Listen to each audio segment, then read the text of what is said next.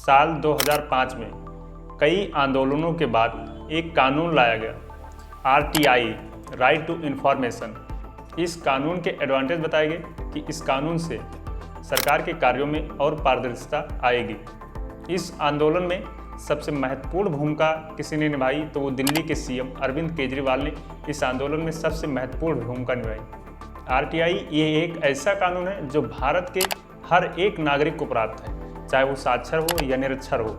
इस कानून का अधिकार भारत के हर एक नागरिक को प्राप्त है और अपने इन्हीं अधिकारों का उपभोग करते हुए भारत का कोई भी नागरिक सरकार के किसी भी विभाग के कार्यों की जांच करवा सकता है और यदि उस कार्यों में उसे कोई घोटाला दिखती है तो उस पर कार्रवाई भी करवा सकता है। तो फिर आज ऐसा क्यों होता है कि जब भी कोई आम नागरिक किसी के खिलाफ RTI लिखता है तो RTI के द्वारा उस खत का जवाब क्यों नहीं दिया जाता है। तो आज हम इन्हीं के बारे में जानेंगे कि आपको भी किस तरह से RTI फाइल करनी चाहिए ताकि आपके भी RTI का जवाब आए। RTI फाइल करते वक्त किन सावधानियों को हमको ध्यान में रखना चाहिए, किन गलतियों से बचना चाहिए ताकि हमारे द्वारा मांगे गए RTI का जवाब PIO की तरफ से आए। आप वीडियो को लास्ट तक देखिएगा। वीडियो के लास्ट में मैं RTI फाइल करने का एक फॉर्मेट भी दूंगा जिसकी हेल्प से, जिसकी मदद से आप RTI फाइल कर सकते हैं। और वीडियो में मैं RTI फाइल करने के तरीके बताऊंगा, जिस तरीके का उपयोग आप करके आप भी अपने RTI का जवाब PIO से मांग सकते हैं। RTI की कोई एक अर्जी डाली हुई हो और उस पर the person who actually was behind the whole RTI Act coming into being. पारदर्शिता के बिना अभिव्यक्ति की आज़ादी अधूरी रहती है, इसलिए सरकार 2005 में सूचना का अधिकार कानून लेकर आई। तो सबसे पहले हम बात कर लेते हैं कि RTI फाइल कैसे करते हैं या RTI का आवेदन लिखते कैसे हैं।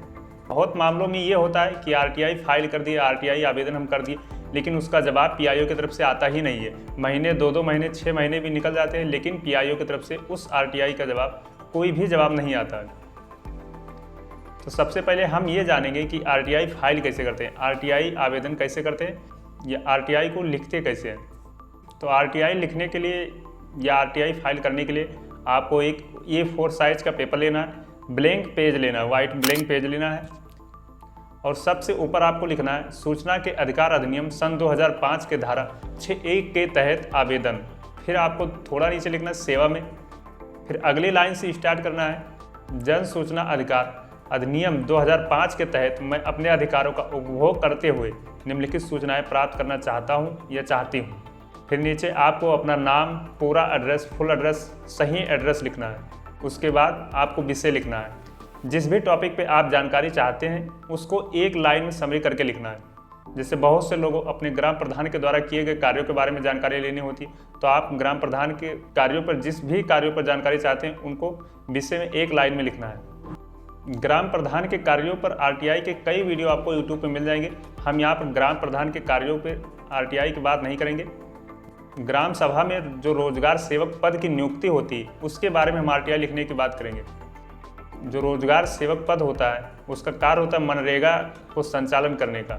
उसके पद की जो नियुक्ति होती है उसके बारे में अगर यदि आपको RTI लिखना है तो कैसे लिखेंगे, इसके बारे में एक छोटा सा फॉर्मेट हम आपको बताएंगे। अब जैसे बात करें विषय में आपको लिखना है ग्राम सभा। आप अपने ग्राम का नाम लिखिए, जैसे लिखिए ग्राम सभा, फिर डॉट डॉट डॉट, वहाँ पर आप अपने ग्राम का नाम लिखिए में रोजगार सेवक पद की नियुक्ति के संबंध में। फिर वो लाइन छोड़ दे, उसके नीचे लिखिए महोदय, निवेदन है कि ग्राम सभा डॉट डॉट डॉट रोजगार सेवक पद की नियुक्ति के बारे में निम्नलिखित सूचनाएं उपलब्ध कराएं। अब यहीं पे आपको मेन पॉइंट का ध्यान देना। अब यहाँ से जो आपका आवेदन होगा वो पैराग्राफ में नहीं जाएगा, वो पॉइंट वाइज जाएगा। जैसे का, खा, गा, घा, इस तरह पॉइंट वाइज आपके क्वेश्चन होंगे। इस तरह पॉइंट वाइज आपके प्रश्न पूछे जाएंगे। जैसे का में लिखना है कि जिसकी नियुक्ति हुई उसका नाम, पिता का नाम व पूरा पता। फिर पॉइंट खा में आइए और वहाँ पर लिखिए कि जिसकी नियुक्ति हुई उसकी शैक्षिक योग्यता व अन्य योग्यताओं की छायाप्रति भी दें तथा उसकी नियुक्ति की तिथि व वर्ष भी बताने की कृपा करें।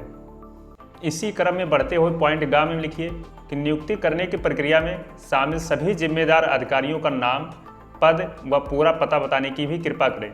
फिर पॉइंट घा में लिखिए कि रोजगार सेवक पद के लिए विभाग द्वारा कोई विज्ञापन दिया गया था तो उस विज्ञापन का माध्यम और विज्ञापन की छायाप्रति भी उपलब्ध कराएं।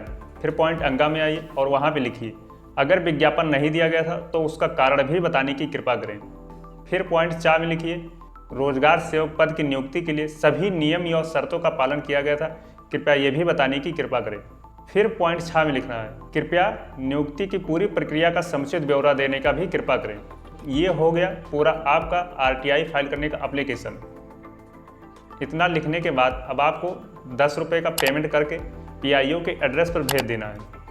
ध्यान रहे, आपका एप्लीकेशन प्राइवेट सेक्टर में नहीं जाना चाहिए।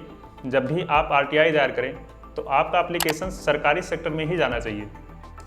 यदि आपको पीआईओ का एड्रेस नहीं पता है तो आप अपने डिस्ट्रिक्ट मजिस्ट्रेट जिला अधिकारी के पास भी ये एप्लीकेशन भेज सकते हैं। और यदि आपको पीआईओ का एड्रेस नहीं पता है तो आप उसी एप्लीकेशन में नीचे एक पॉइंट पैराग्राफ में और लिख सकते हैं। यहाँ पर आप लिखिए कि यदि मांगी गई सूचना आपके विभाग या कार्यालय से संबंधित नहीं है तो सूचना का अधिकार अधिनियम 2005 के तहत धारा 6(3) को संज्ञान में लेते हुए मेरा आवेदन संबंधित लोक सूचना अधिकारी के पास 5 दिनों के भीतर हस्तांतरित करें। साथ ही अधिनियम के प्रावधानों के तहत सूचना उपलब्ध कराते समय प्रथम अपीलीय अधिकारी का नाम व पता अवश्य बताएं। इतना लिखने के बाद आप अपना एप्लीकेशन पोस्ट ऑफिस के द्वारा 10 रुपये का पेमेंट करके भेज दें। बहुत से लोगों को ये कन्फ्यूज़न होती है कि आरटीआई किस लैंग्वेज में लिख सकते हैं। तो आरटीआई लिखने के लिए आपको 3 ऑप्शन दिए जाते हैं। हिंदी में भी लिख सकते हैं, इंग्लिश में भी लिख सकते हैं, या जिस राज्य में आप रह रहे हैं उस राज्य की कोई एक निजी भाषा होगी, उस भाषा में भी आप आरटीआई दायर कर सकते हैं। जैसे अगर यूपी में आप रह रहे हैं तो यूपी में आप हिंदी में भी लिख सकते हैं, इंग्लिश में भी लिख सकते हैं।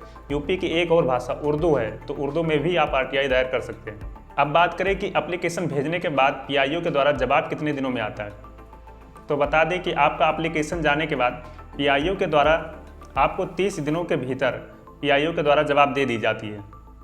यदि 30 दिनों के भीतर आपको जवाब नहीं दी जाती है तो उसका कारण भी पीआईओ के द्वारा बताया जाएगा कि किस कारण से आपको जवाब नहीं दिया जा रहा है। और यदि आपके द्वारा मांगी गई सूचना किसी गंभीर मामले पे है या किसी की जान को खतरे को लेकर है तो पीआईओ द्वारा उसका जवाब 48 घंटे के भीतर ही देने के लिए वो बाध्य होता है। और यदि 30 दिनों के बाद भी पीआईओ आपके एप्लीकेशन का जवाब नहीं देता है तो आप प्रथम अपीलीय अधिकारी के पास उसकी शिकायत दर्ज करा सकते हैं। प्रथम अपीलीय अधिकारी के पास शिकायत दर्ज होने के बाद 5 दिन के बाद आपके एप्लीकेशन का जवाब आपको मिल जाएगा। आरटीआई फाइल करने का फॉर्मेट मेरे टेलीग्राम चैनल पर अपलोड कर दिया गया है। आप डिस्क्रिप्शन में जाकर टेलीग्राम के लिंक पर क्लिक करके टेलीग्राम से ज्वाइन होकर आप उस पीडीएफ को डाउनलोड कर सकते हैं और उस फॉर्मेट की मदद से आप भी आरटीआई लिखकर पीआईओ से जवाब मांग सकते हैं।